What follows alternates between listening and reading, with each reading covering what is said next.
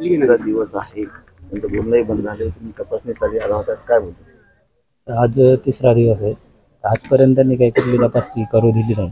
आज सकाळी पण आम्ही तपासणीसाठी वैद्यकीय पथक तिथे हजर झालो होतो, परंतु आज पण त्यांनी वैद्यकीय तपासणीसाठी पूर्ण नकार दिलेला आहे.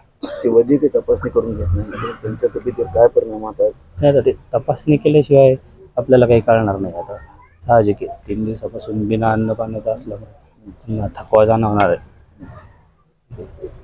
त्यांनी कशी दिसली आज प्रकृती? काल तुम्ही बघितलं होतं, आज कशी दिसली? आता प्रकृती जी आहे अशक्तपणा वाढतच चालणार आहे, कारण पोटात अन्नाचा कण पाण्याचा कण नसल्यामुळे त्यांना अशक्तपणा जाणवणारच आहे. ज्यावेळी त्यांची प्रत्यक्षात तपासणी होईल त्यावेळेसच आपल्याला पुढचं काय कळेल.